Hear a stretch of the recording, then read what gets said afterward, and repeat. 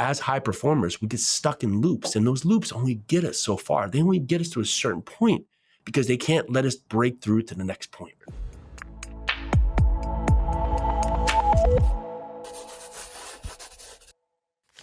All right, let's go. If you're tired, not feeling fit, tired, just not having a focus, tired, just not having a life that you deserve, this is your place to be. I'm Jason Yarusi. This is the Live 100 podcast. And today we are talking about rebuilding. And this is part one of a 3-part series about really breaking the cycle, building, rebuilding, reclaiming, and rising. Now, I recall back when Hurricane Sandy happened on the East Coast, and it just decimated hundreds of thousands of homes. And, right before that, there was another hurricane about a year and a half prior, right? About 2 years prior, where they said this hurricane was going to happen, right? And this hurricane was going to be this massive catastrophe that was going to decimate all of these beach towns. And what had happened is that this hurricane came and just happened to land further inland from the sea and just did nothing, right? So it was this big to do about nothing. And all these people who had just evacuated and ran away from their homes and just picked up what they had and just took off, right? Well, they just came back to the same house, right? And they feel like they had wasted their time because of this storm, really, that had no impact on them. Fast forward 2 years and this Hurricane Sandy, same thing, same story. And lo and behold, the news, everybody's saying it's going to be this big storm. It's all this going to happen, but nobody left.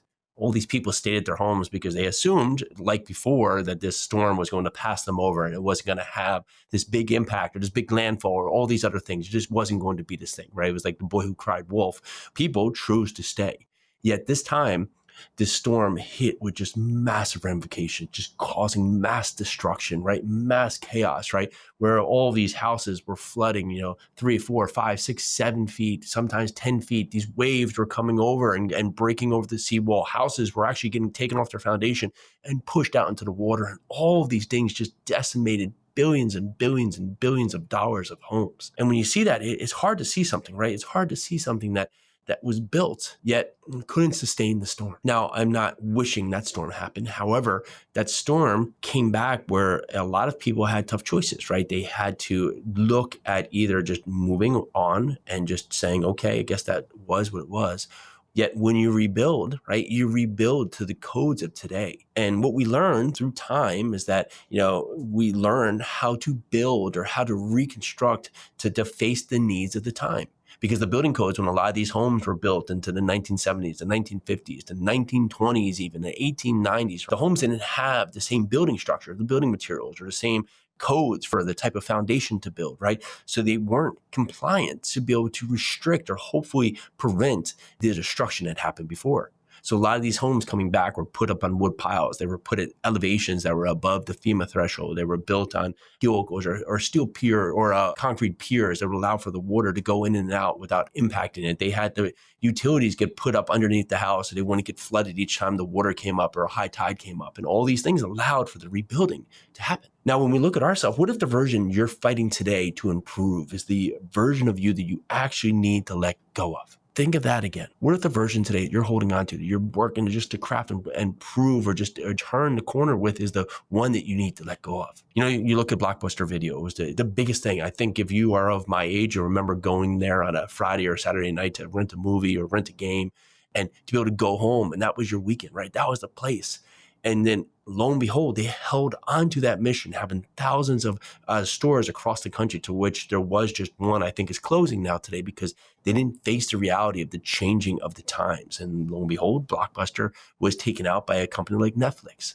So when you think of ourselves, are we adapting to the time? Are we rebuilding to the time? And for us, as high performers, we get stuck in loops, and those loops only get us so far. They only get us to a certain point, because they can't let us break through to the next point. If you've ever worked out, right, and you've worked out, say you're bench pressing, and you get to a certain weight and you have bad form, or you're constantly pushing your shoulders out or just trying to use too much shoulders or just arching your back, you get to a point where you might break free to get to a certain level that you can lift. But ultimately you get stuck, you plateau, because the cheating you've done in that lift allows you to get to a certain point, but no more. Now, as you are going through your life, improving your life, you may be taking shortcuts, and those shortcuts allow you to get ahead of the game, but only to a certain extent. Because the only way to get through this is to go back and work on your form, and work on your overall strength, and work on your composure to be able to build the strength. So as you increase the load, you can carry the weight. Now with our life, right, as we increase the load, we have to be able to carry the weight. And you have to do this in a way that's systemic, that can hold through it, because the cost of how you're carrying things, you've outgrown. The cost of the weight you're pressing, right? You've outgrown the cheating you're doing, and you can't suffice for that little bit of cheat anymore to allow you to grow into your strength and your weight. Well, the same thing grows with you as a person. You can only cut corners for so long until you have to face reality. And sometimes we try to put together so many different things that are broken to make them fixed again. And it's like you have a lamp and you smash that lamp into a trillion pieces. And now you're trying to put it back into the perfect mold just to make it fit. And with that, you're pulling in some different fabrics or different materials, and you're trying to make this puzzle back just to have this perfect thing again. When in fact, you just need to get rid of it and start new and start fresh. So today's your day to audit your current actions, audit your current motives, audit your current progress, and then eliminate what shouldn't be there.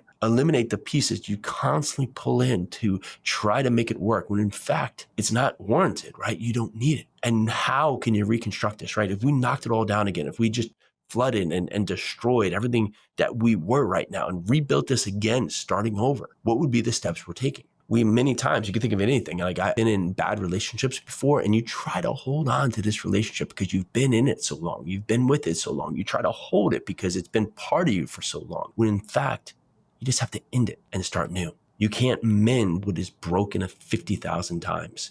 You can't transfer on what you want from where you are. Sometimes you just have to eliminate it and then reconstruct new. And with that, you can get the lesson to serve where you're going. You know, we look at things and we look at where we are and we say, well, it's that sunken fallacy theory where you've put so much time into it that you feel like you have to see it through. You feel like you have to do it. When in fact, sometimes the higher calling, the bigger person, is stopping cold turkey exactly what you're doing and understanding when no magic is going to fix what you have without just wiping clean and starting fresh. And it's hard to let go of ideas.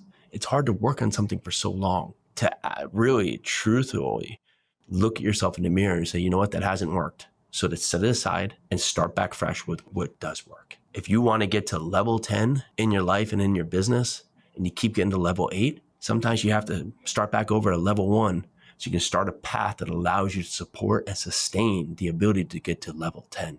Now, for some of you that need to hear this, this is not just throwing everything. This is just starting fresh with open eyes, starting fresh without a jaded perspective about what should be, and looking anew about what's possible based on what's in front of you. Because if you can do this, if you can set sail on a new journey without the restraints or constraints or the anchor that's been holding you back because you've been trying to fix a broken system, think about the opportunities that are in front of you. Think about the opportunities that are in front of you for you to go and just explore and set new sights, not only in yourself, but with those around you. So ask yourself again today, what is the version of you that you're trying to improve? And does that version need to be let go of? And if it does, here's your time to audit. Here's your time to eliminate what no longer serves you, so you can reconstruct the life you truly desire, you truly deserve. Now, if you're having a hard time thinking through what you should do here, go over to jasonyarusi.com. There's a free assessment. Take that assessment. You can ask some questions of yourself that you can think further and think deeper about. So you can set forward maybe answering some of the hard questions that you need to ask yourself. And if you can do anything for us, go down there and leave us an honest rating and review. It helps us continue to get this podcast out to the masses, continue to help this podcast grow, not only with you, but everyone else around you, so you can live 100 true desire. All right, I'm Jason Yarusi. This is the Live 100 Podcast. Let's do this.